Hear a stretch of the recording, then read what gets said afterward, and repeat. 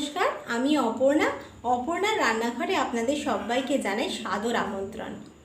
সবার আগে আমার চ্যানেলের সব বন্ধুদের জানাই শুভ বিজয়ার প্রীতি, শুভেচ্ছা এবং অভিনন্দন। সামনেই কোজাগরী লক্ষ্মী পূজা। আমরা কোজাগরী লক্ষ্মী পূজার সময় ঠাকুরকে ভোগান্ন দিয়ে থাকি, তার পাশাপাশি দিয়ে থাকি খইরুপড়া।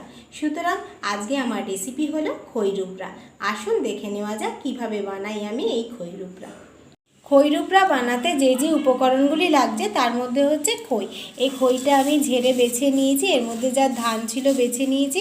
এই খইয়ের মাপ হলো 300 গ্রাম। তাছাড়া লাগছে আখের গুড় হচ্ছে 250 গ্রাম। আর লাগছে চিনি, এই চিনি নিয়েছি 100 গ্রাম। এবার আমি খইরুপড়াটা বানাবো, তার জন্য একটা কড়াই বসিয়ে দিলাম। কড়াইটা আমার তেতে গেছে। এখন এই কড়াইয়ের মধ্যে অল্প একটু জল দিয়ে দিলাম, প্রায় 4 চামচ মতো। জলটা আমার ফুটে গেছে। এখন যে আমি আখের গুড়টা রেখেছিলাম, এই আখের গুড়টা এই জলটার মধ্যে আমি এখন দিয়ে দিলাম।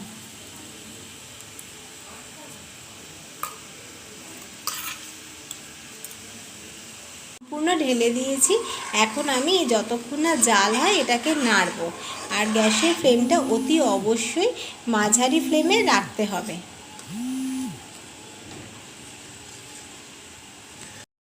গুড়টা ফুটতে শুরু করেছে। এখন আমি এটা অনবরত নাড়তে থাকবো। আর না নাড়লে তলায় লেগে যাওয়ার ভয় থাকবে, আর তলায় লেগে গেলে সেটা খেতে ভালো হবে না। আর ফ্লেমটা আমি একদম লোতে করে দিলাম। গুড়টা আমার জাল হয়ে গেছে, দেখুন কেমন ঘন হয়ে গেছে। এখন আমি যে চিনিটা রেখেছিলাম সেই চিনিটা এর মধ্যে দিয়ে দিলাম।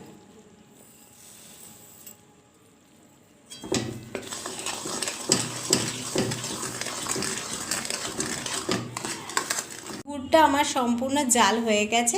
দেখুন এটা কেমন আঠার মতন পড়ছে, তাহলে বুঝে নেবেন যে এভাবে এটা রেডি হয়ে গেছে। আর আমি গুড়টা এই খইয়ের মধ্যে পুরোটা ঢালবো না, এক হাতা করে ঢেলে দেবো আর খইটা নাড়তে থাকবো।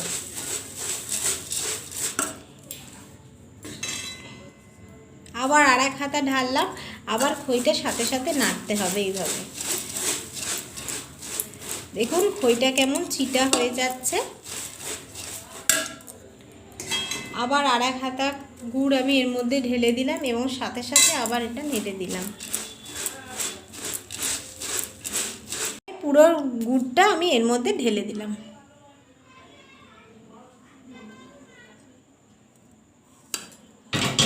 এবারে আমি এটা ভালো করে নেড়ে দেবো। খইরুপড়াটি আমার সম্পূর্ণ তৈরি হয়ে গেছে। এই গুড়টা যখন এই খইয়ের গায়ে আঠা আঠাভাবে লেগে থাকবে তখনই বুঝবেন যে এই খইরুপড়াটা তৈরি হয়ে গেছে।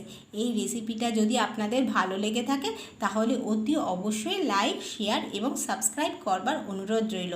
আর তার পাশে থাকা বেল আইকনটি অতি অবশ্যই প্রেস করবেন, তাতে করে আমার ভিডিওর নতুন নতুন নোটিফিকেশান আপনাদের কাছে সবার প্রথমে পৌঁছে যাবে। আর এই রেসিপিটা যদি আপনাদের ভালো লেগে থাকে তাহলে আপনাদের মতামত আমাকে জানাবেন। আপনাদের মূল্যবান মতামত আমাকে অনেক দূর পর্যন্ত এগিয়ে নিয়ে যেতে সাহায্য করবে। তাহলে এই পর্যন্ত, আবার ফিরে আসবো নতুন কোনো ভিডিও নিয়ে। সবাই ভালো থাকবেন, সুস্থ থাকবেন। ধন্যবাদ।